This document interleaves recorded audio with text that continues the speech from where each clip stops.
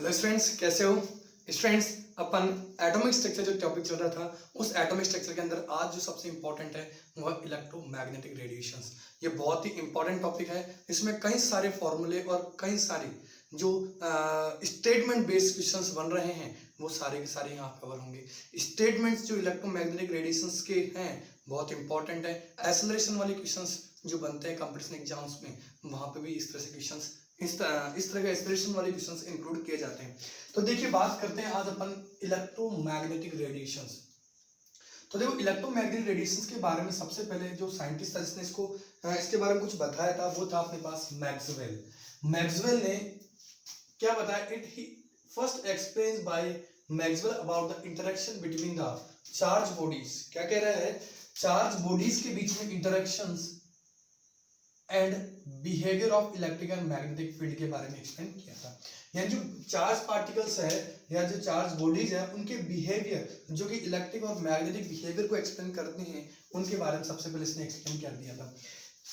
Electromagnetic radiations का मतलब क्या होता है कि the electromagnetic radiations which means that radiations possess both like wave like and particles like property। यानी रेडिएशंस जो कि wave as well as particle like property show करती हैं, वो क्या है भाई? इलेक्ट्रोमैग्नेटिक रेडिएशंस हैं। बात समझ में? चलिए आगे चलते हैं। देखिए, आगे मैक्सवेल ने ये कहा, he suggest that when electrically charge particles moves under the acceleration alternating electric and magnetic field are produced। जब इलेक्ट्रिकल चार्ज पार्टिकल जब मूव करता है अल्टरनेटली किसकी प्रेजेंस में? देखो, electric and magnetic field produce करता है। जब कोई भी चार्ज पार्टिकल मूव करेगा तो वो क्या कह रहा है कि electric field and magnetic field क्या करेगा? प्रोड्यूस करेगा and transmitted in form of wave. इस फॉर्म में ट्रांसमिटेड हो रहा है इन form of wave, that is called electromagnetic radiations. यानी जो चार्ज पार्टिकल्स हैं जब उनका मूव होता है तो वो क्या कर रहे हैं? दो तरह के फील्ड जनरेट कर रहे हैं, एक electric field as well as magnetic field generate कर रहे हैं।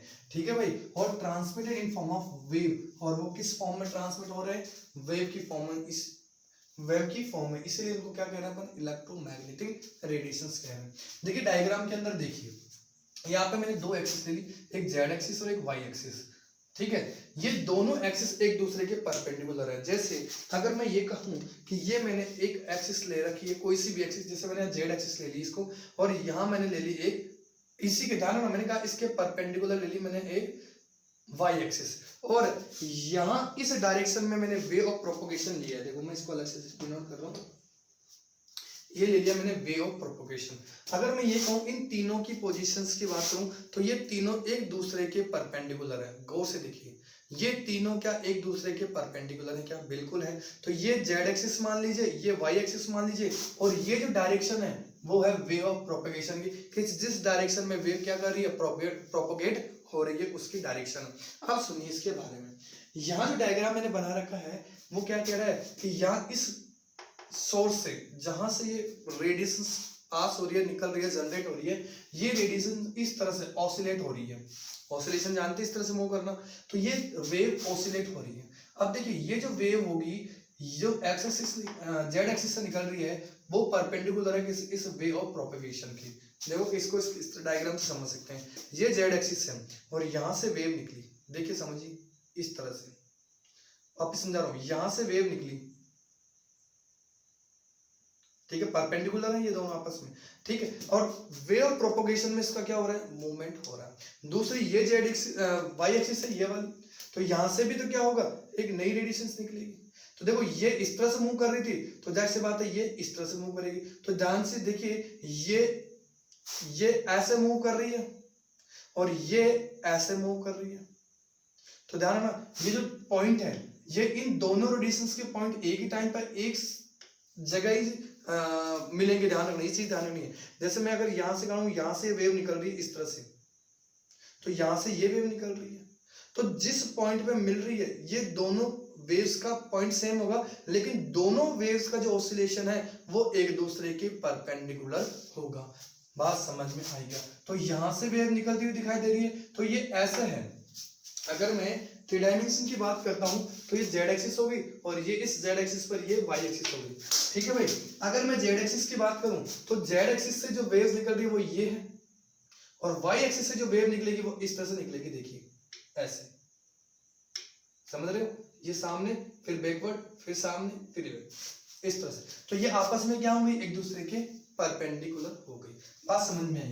तो देखिए पॉइंट देखिए, इसकी कुछ प्रॉपर्टीज है इलेक्ट्रोमैग्नेटिक रेडिएशंस की, वो प्रॉपर्टी क्या है वो अपन डिस्कस करते हैं। सबसे पहला है कि oscillating electric and magnetic field, जो इलेक्ट्रिक और मैग्नेटिक फील्ड ऑसिलेट हो रही है, मूव कर रही है, वो produce by oscillating charge particles. तो वो क्या हो रही है, चार्ज पार्टिकल्स के थ्रू क्या हो रही है, प्रोड्यूस हो रही है। And these are perpendicular to each other, और दोनों वेव्स एक दूसरे के परपेंडिकुलर हैं। And both are perpendicular to the way of propagation, और ये दोनों वेव्स जो एक दूसरे से मूव कर रही है, ऑसिलेट हो रही है, वो वे ऑफ प्रोपोगेशन से क्या है, परपेंडिकुलर है। ये वापस समझ लीजिएगा, समझ में नहीं आए तो मैंने ये जेड एक्सिस की बात की और इस जेड एक्सिस से ये वेव्स निकल रही है। ठीक है भाई, और ये वाई एक्सिस थी और वाई एक्सिस थी और वाई एक्सिस से ये फिर वेव्स निकल रही, तो ये आपस में क्या है, परपेंडिकुलर है। तो दोनों एक्सिस भी आपस में परपेंडिकुलर है वे ऑफ प्रोपोगेशन के रेस्पेक्ट में। अब जाहिर सी बात है, जिस एक्सिस से वेव निकल रही है वो दोनों एक्सिस से निकलने वाली वेव्स भी एक दूसरे क्या होंगी, परपेंडिकुलर ऑसिलेट करेगी या प्रोड्यूस होगी। बात समझ में आ गई? चलिए सेकंड पॉइंट की बात करते हैं, बहुत इंपॉर्टेंट पॉइंट है भाई, ध्यान रखना। ये कह रहा है unlike sound wave and water waves, sound wave और वाटर वेव को छोड़ दीजिए, electromagnetic wave do not require any mediums. क्या कह रहा है कि जो इलेक्ट्रोमैग्नेटिक वेव्स होगी या रेडिएशन होगी, उनको किसी भी मीडियम की आवश्यकता या नेसेसरी नहीं होती है। लेकिन अगर मैं बात तो साउंड वेव और वाटर वेव की, तो आपने देखा होगा अगर एक ठहरे हुए पानी में अगर पत्थर फेंकते हैं तो उसमें से कुछ वेव्स बाहर निकलती हुई दिखाई देती है, तो उसमें मीडियम की जरूरत पड़ी। ऐसे अगर मैं हवा की फ्लो की बात करता हूँ, तो अगर अपन देखते हैं दूर से हवा का कोई आवाज लगा रहा है अपने, तो अपने पास को आवाज मूव होती है, तो उसमें भी मीडियम की जरूरत पड़ती है। लेकिन इलेक्ट्रोमैग्नेटिक के अंदर किसी भी मीडियम की जरूरत नहीं पड़ती है। ये कह रहा है it can move in vacuum, तो ये वैक्यूम में मूव हो जाती है। यानी जो इलेक्ट्रोमैग्नेटिक रेडिएशन है उसके लिए किसी भी मीडियम की जरूरत नहीं है, वो वैक्यूम में ही मूव हो जाएगी। ठीक है, ये बात समझ में आ गई, ये दोनों पॉइंट समझ में आ गई।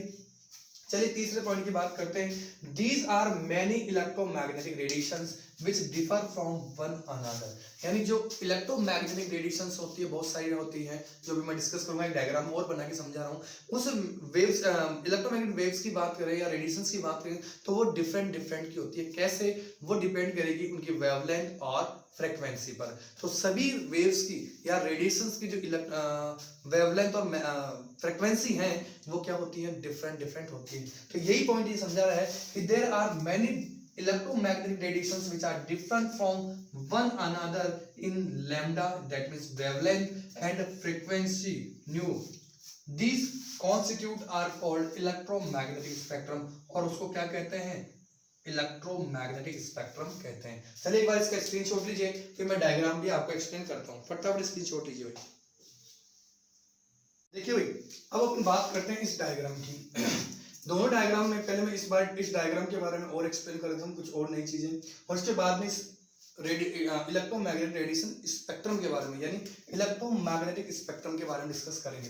देखिए इस डायग्राम के अंदर आपने देखा ये वेव ऑफ प्रोपोगेशंस के डायरेक्शन में both waves electric and magnetic field which moves perpendicular to the each other, यानी कि वेव्स निकल रही है, ऑसिलेट हो रही है, जो वे ऑफ प्रोपोगेशन डायरेक्शन में मूव हो रही है, ये दोनों वेव्स एक दूसरे के परपेंडिकुलर होंगी। ये बात समझ में आ गई।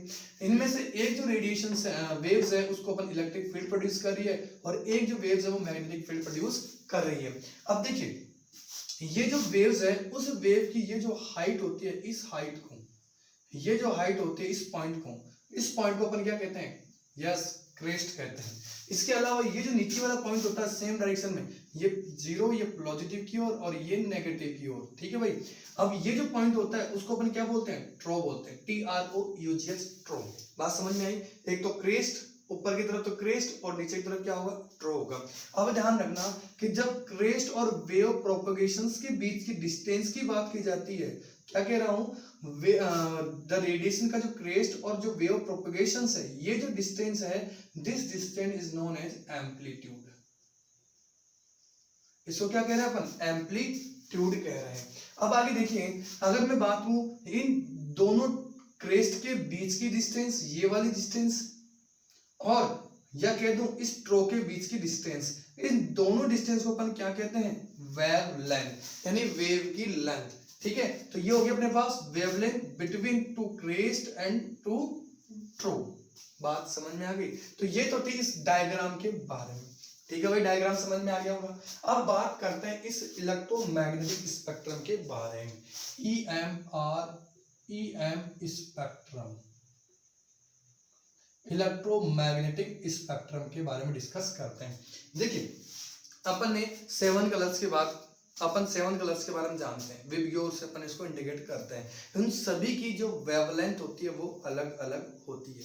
ठीक है, अपन जानते हैं। अब यहाँ अपने को ये देखना है कि सबसे ज्यादा वेवलेंथ कौन से कलर की होती है और सबसे कम वेवलेंथ किस कलर की होती है। दूसरा, जो फ्रीक्वेंसीज होती हैं, फ्रीक्वेंसीज नंबर ऑफ वेव्स पर सेकंड, पर साइकिल जो अपन मूव करते हैं, cycle per second, number of waves जो साइकिल पर सेकंड होती है वही क्या होती है, फ्रीक्वेंसीज होती हैं। अब वो फ्रीक्वेंसी है उनको डिनोट कर रहे हैं देखो हर्ट्ज के अंदर, और जो वेव्स होती हैं, जो वेवलेंथ होती हैं, वेवलेंथ, उनको किसमें डिनोट कर रहे हैं, यहाँ पर मीटर में डिनोट कर रहे हैं। ये मीटर में इंडिकेट कर रहा है भाई, ध्यान रखना। लेकिन यहाँ जो वेव्स की विजिबल रीजन की जो वेव्स हैं, ये वाली जो वेवलेंथ शो कर रहे हैं वेव्स की, उनको किसमें इंडिकेट कर रखा है इन्होंने, नैनोमीटर में इंडिकेट कर रखा है। चलिए एक एक के बारे में डिस्कस करते हैं। तो देखिए, सबसे पहले बात आती है अपने पास गामा रेंज की, जो स्पेशली 10⁻24 और 10⁻20 के बीच की होती है, जैसे 10⁻22, 21। ठीक है, ऐसे अगर मैं गामा रेंज की बात करूं तो उसकी जो फ्रीक्वेंसी है वो क्या होती है, 10⁻18। या मैं कह दूं कि जो सबसे ज्यादा फ्रीक्वेंसी होती है, देखो इधर से इधर इंक्रीज हो रही है, ये फ्रीक्वेंसी क्या हो रही है भाई, इंक्रीज हो रही है। ठीक है, यहाँ से यहाँ, यानी जो सबसे कम फ्रीक्वेंसी की होती है वो लॉन्ग रेडियो वेव्स होती हैं, और जो सबसे ज्यादा फ्रीक्वेंसी की होती है वो क्या होती है, गामा रेज होती है। बात समझ में आई क्या होती है, सबसे ज्यादा जो होती है वो क्या उसकी होती है, गामा रेज की फ्रीक्वेंसी होती है। चलिए, अगर मैं यूवी रीजन की बात करता हूं तो 10⁻16 हर्ट्ज, अगर मैं आईआर की बात करता हूं तो 10⁻14 और 10⁻12 के बीच में, यानी अप्रोक्स 10⁻13 या 10⁻14 के बीच की रेंज में आती है। ठीक है, मैं ये लिख रखा भाई, मैं अभी एक्सप्लेन और करूंगा। इसके बाद में जो आती है माइक्रोवेव्स, माइक्रोवेव्स की आती है जो फ्रीक्वेंसी आती है वो कितने आती है, 10⁻10 हर्ट्ज के। ऐसे ही एफएम रेडियो और एएम, जो अपन रेडियोस के अंदर फ्रीक्वेंसी देखते हैं, एफएम और एएम में जो आती है उनकी जो रेंज होती है वो 10⁻8 हर्ट्ज और 10⁻6 हर्ट्ज की होती है। इसके अलावा जो लॉन्ग रेडियो वेव्स होती हैं उनकी वेव्स बहुत कम होते हैं, अप्रोक्स 10⁻10 और 10⁻2 और 10⁻4 के बीच में होती है। ये बात समझ में आ गई, डायग्राम समझ में आ गया। अब देखिए, यार यूवी रीजन और आईआर यानी इंफ्रारेड रीजन है, उनके बीच में एक छोटी सी लाइनिंग आपके एनसीईआरटी में दिख रही होगी। ये एक्चुअल में है क्या, ये इंडिकेट कर रही है विजिबल रीजन की, और जहां फ्रीक्वेंसी कितनी है भाई, यहाँ पर 10⁻15 हर्ट्ज। समझ में आ रही है? तो 10⁻15 हर्ट्ज की जो फ्रीक्वेंसी होती है वो किस रीजन को एक्सपेंड करती है, विजिबल रीजन को एक्सपेंड करती है, जिसमें अपने को अलग अलग डिफरेंट कलर्स दिखाई देते हैं या सीन होते हैं। अब उन कलर्स की जो वेवलेंथ होती है वो भी क्या होती है, अलग अलग होती है। चलिए वेवलेंथ की बात करें तो ध्यान रखना, वेवलेंथ इधर क्या हो रही है, फ्रीक्वेंसी बढ़ रही है, और वेवलेंथ क्या होती है, इधर लेफ्ट टू राइट इंक्रीज होती है। यानी अगर मैं ये कहूं कि वेवलेंथ सबसे ज्यादा किसकी होगी भाई, यस, रेड कलर की होगी, और सबसे कम किसकी होगी, वायलेट कलर की। यानी अगर मैं इसको ऐसे ही कहूं कि अगर मैं वेवलेंथ की बात करूं, वेवलेंथ की, तो सबसे ज्यादा वेवलेंथ किसकी होगी भाई, ध्यान रखना, यहाँ विबग्योर में सबसे ज्यादा, अगर मैं ऐसे लिख दूं इसको VIBGIOR, तो सबसे ज्यादा वेवलेंथ किसकी हो गई, यस, रेड कलर की वेवलेंथ हो गई, और सबसे कम वेवलेंथ किसकी हो गई, वायलेट कलर की। बात समझ में आई? चलिए बात करते हैं अपन आगे। अब देखिए, इन एग्जांपल्स में जिससे मैंने बात करूँ रेडियो वेव्स के बारे में बात कर रहा हूँ, माइक्रोवेव्स की बात कर रहा हूँ, आईआर की बात कर रहा हूँ, यूवी की बात कर रहा हूँ, तो इनमें कुछ इनके यूजेस भी हैं। जैसे अगर मैं बात करूँ रेडियो वेव रीजन्स की, तो जो रेडियो वेव्स होती है उनकी जो फ्रिक्वेंसी होती है कितनी होती है, 10⁻⁶ होती है, ठीक है, 10⁻⁶ भी होती है, 10⁻⁸ भी होती है, लेकिन जो 10⁻⁶ वाली जो वेव्स हैं वो ब्रॉडकास्टिंग में यूज होती है। ऐसे अगर मैं माइक्रोवेव की बात करूं जो रडार में यूज होती है, ठीक है, उनकी जो फ्रीक्वेंसी होती है वो कितनी होती है भाई, 10⁻⁶ होती है। क्या होती है यहाँ पर 10 हर्ट्ज होती है। 10⁻⁶ तो किसकी होती है, रेडियो वेव्स की, और 10⁻10 किसकी, किस वेव्स की है, माइक्रोवेव रीजन की है, माइक्रोवेव्स की। ऐसे अगर इनकी यूज की बात करूं तो माइक्रोवेव को किसमें यूज किया जा रहा है, रडार के लिए, और ब्रॉडकास्टिंग में किसको यूज किया जा रहा है, रेडियो वेव्स को यूज किया जा रहा है। ऐसे अगर मैं आईआर रीजन की बात करूं, इंफ्रारेड रीजन की, जिसकी फ्रीक्वेंसी इतनी होती है 10⁻13 हर्ट्ज, देखिए आईआर की 10⁻13 हर्ट्ज यहाँ इन दोनों के बीच में, और इसको यूज किया जाता है हीटिंग के लिए, it is use for the heating. और सबसे इंपॉर्टेंट यूवी रेज जो सनलाइट से मिलती है अपने को, और उसकी फ्रीक्वेंसीज कितनी होती है 10⁻16 हर्ट्ज। ये क्या हो रहा है कि it is the component of sun radiation, यानी यूवी रीजन, यूवी जो रेज होती है वो अपने को कहां से मिल रही है, सन से ऑब्टेन हो रही है। तो ये डायग्राम अच्छी तरह समझ में आ गया होगा, फटाफट इसका स्क्रीनशॉट लीजिए, फटाफट लिखिए। देखिए भाई यहाँ पर कुछ इंपॉर्टेंट पॉइंट्स और हैं, वो भी अपन देख लेते हैं। छोटे छोटे डेफिनेशंस हैं और कुछ टर्म्स हैं। वैसे मैक्सिमम टर्म्स अपन यहाँ से कवर कर सकते हैं। मैंने बता दिया ये जो हाइट है वेव प्रोपोगेशन और इस वेव्स की, वो क्रेस्ट कहला रही है। इसके नीचे जो डेप्थ है, ये जो डेप्थ है उसको अपन ने क्या नाम दिया, ड्रॉ दे दिया। दो डिस्टेंस बिटवीन टू वेव्स वो क्या कह रही है, वेव लेंथ कहला रही है। और जो डेप्थ और हाइट बिटवीन द क्रेस्ट और ये जो है उसको अपन क्या नाम दे रहे हैं, एम्पलीट्यूड नाम दे रहे हैं। तो बस यही जो टर्म्स है उन्हीं को अपन किस तरह से डिफाइन कर रहे हैं, ये मैंने एक्सप्लेन किया है। देखिए सबसे पहले बात करें वेवलेंथ की, तो wavelength is defined as the distance between two nearest crest और trough, the distance between two crest और टू ट्रो, नियरेस्ट ट्रो और nearest crest is called wavelength. It is and wavelength is indicate as a lambda. क्या कह रहा है इसको मैं, lambda. अब देखिए इसकी जो यूनिट होती है वो किसमें होती है, एंगस्ट्रॉम में ले सकते हैं, पिकोमीटर में ले सकते हैं, नैनोमीटर में ले सकते हैं, सेंटीमीटर और मीटर में ले सकते हैं। और इसकी वैल्यूज मैं पहले भी लिख चुका हूँ और वापस लिख रहा हूँ कि जो एंगस्ट्रॉम है वो 10⁻⁸ सेंटीमीटर पर होता है और 10⁻10 मीटर के। ऐसे ही जो पिकोमीटर होता है, एक पिकोमीटर वो 10⁻10 सेंटीमीटर और 10⁻12 मीटर के इक्वल होता है। ऐसे ही नैनोमीटर जो होता है वो 10⁻7 सेंटीमीटर और 10⁻9 मीटर के इक्वल होता है। बात समझ में आई क्या? चलिए नेक्स्ट जो टर्म अपने पास वो आती है फ्रीक्वेंसी। इसको देखो कहते हैं न्यू से, क्या कह रहा है, उसको न्यू कहते हैं। ये जो लिखा मैंने इसको किससे कहते हैं, क्या इसको न्यू कहते हैं। तो ये होती क्या, तो number of waves which pass through a point, अगर the number of waves pass through a point in 1 second, या कह दूं number of waves cycle per second. क्या कह रहा हूं, number of waves cycle per second, या the number of waves which pass through a point in 1 second is called frequency. और इसकी यूनिट क्या होगी, सीपीएस साइकिल पर सेकंड, या मैं कह दूं इसकी यूनिट हर्ट्ज हो गई। बात समझ में आ गई? चलिए नेक्स्ट आती है अपने पास डेफिनेशन एम्पलीट्यूड। अब एम्पलीट्यूड क्या है, तो मैंने कहा कि ये जो हाइट है क्रेस्ट और वेव प्रोपेगेशन के बीच की डिस्टेंस, ये हाइट, या मैं कह दूं जो डेप्थ है वेव प्रोपेगेशन और स्ट्रो के बीच की, वही अपने पास क्या है, एम्पलीट्यूड है। तो देखिए एम्पलीट्यूड कैसे डिफाइन कर रखा है, द हाइट ऑफ क्रेस्ट और depth of trough is called amplitude. क्या कह रहा हूं, हाइट ऑफ क्रेस्ट और depth of trough is called amplitude. Clear, समझ में आ रही है डेफिनेशन? चलिए अब बात करते हैं वेव नंबर की। तो देखो वेव नंबर को अपन डिनोट करें फ्रीक्वेंसी पर, क्या लगा दी मैंने, एक ऊपर लाइन खींच दी, इसको अपन बोलते हैं फ्रीक्वेंसी बार। क्या कह रहे हैं इसको, फ्रीक्वेंसी बार। और ये क्या होता है एक्चुअल में, जो वेवलेंथ होती है उसका रेसिप्रोकल होता है, यानी it is the reciprocal of wavelength, that is the number of waves present in 1 centimetre. The number of waves present in 1 centimetre are called wave number. ठीक है भाई, तो वेव नंबर का जो फॉर्मूला वो क्या हो गया, 1/लैम्डा। Wave number is equal to क्या हो गया, 1/लैम्डा। अब देखो जाहिर सी बात है, लैम्डा को सेंटीमीटर, पिकोमीटर, मीटर बहुत सारे मिल रहे हैं, तो इसका जब 1/लैम्डा लिखा जाए तो यूनिट क्या होगी, सेंटीमीटर इनवर्स। यही भाई 1/, लैम्डा तो लैम्डा की यूनिट थी सेंटीमीटर, जब 1/, में है तो जैसी बात है ये इनवर्स होगी, रेसिप्रोकल है तो जो यूनिट होगी वो क्या हो जाएगी, centimetre inverse, metre inverse, nanometre inverse, picometre inverse, इस तरह से। अब बात आती है लास्ट डेफिनेशन वेलोसिटी की। अब वेलोसिटी ऑफ लाइट जिसकी वैल्यू अपन जानते हैं 3 × 10⁸ मीटर पर सेकेंड होती है, ठीक है। तो यहाँ जो वेलोसिटी है वो क्या है, कैसे इसको डिफाइन किया जाएगा, चलिए वो देखते हैं। तो velocity of wave is defined as the distance covered by a wave in 1 second, यानी 1 सेकंड में जो डिस्टेंस वेव द्वारा कवर की जा रही है, ठीक है, वो क्या कहला रही है, उसकी वेलोसिटी कहला रही है, ठीक है। तो the distance covered by a wave in 1 second is called velocity of wave. अब जो वेलोसिटी होती है वो क्या होती है, c = लैम्डा और फ्रीक्वेंसी का मल्टीप्लिकेशन, या मैं कह दूं जो फ्रीक्वेंसी होती है, एक्चुअल में जो फ्रीक्वेंसी होती है वो इनवर्सली प्रोपोर्शनल होती है किसके, लैम्डा के।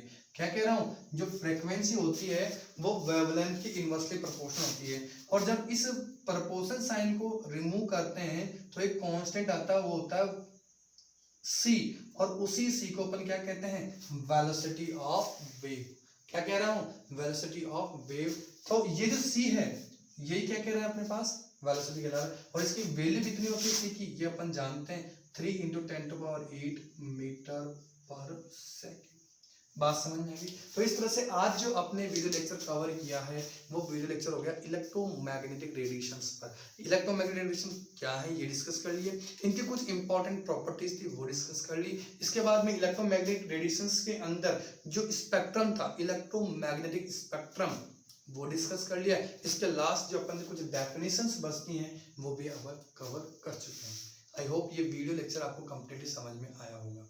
ओके फ्रेंड्स, तो कंप्लीट वीडियो को वॉच करना, जिन्होंने सब्सक्राइब नहीं किया वो सब्सक्राइब कर लें, और जिन्होंने सब्सक्राइब करने के बाद में इसको कर लिया है वो इस वीडियो को भी अदर अपने स्टूडेंट्स के पास में क्या करना है, अपने फ्रेंड सर्कल के अंदर उसको क्या करना है, शेयर करना है। Okay students, thank you, have a nice day.